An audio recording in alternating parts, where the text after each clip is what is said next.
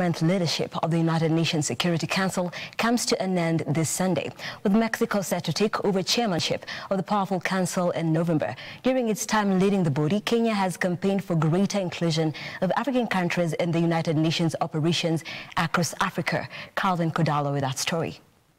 For the final time, chairing a high-level United Nations Security Council debate, President Uhuru Kenyatta has called on the United Nations to involve more African countries in its efforts to resolve conflicts in Africa.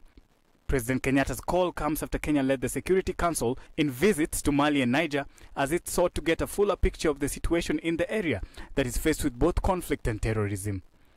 Kenyatta also expressed concern over the growing number of coups in Africa, with the president calling on Sudan to restore a civilian-led transitional government which was overthrown on Monday.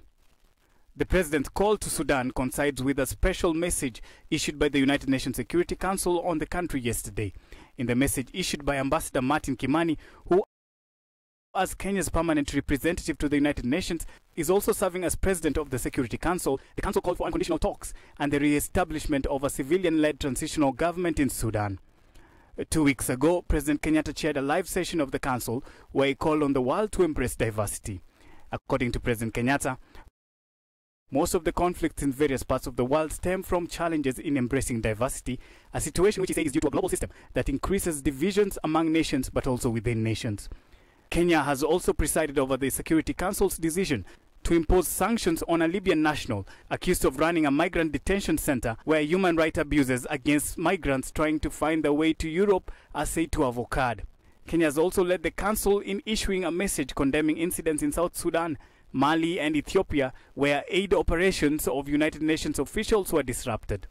Kenya has also led the council in issuing statements concerning emerging security incidents in Yemen, while also condemning one terrorist attack in Afghanistan, as well as celebrating a smooth election. Presidents, he is the most traveled East African president, and even in the history of Kenyan presidents, Uhuru is the most traveled president. So one of Uhuru's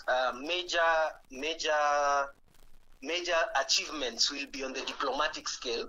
Not many people follow up on that issue, on the diplomatic and international issues, but that will be one of Uhuru's major achievements.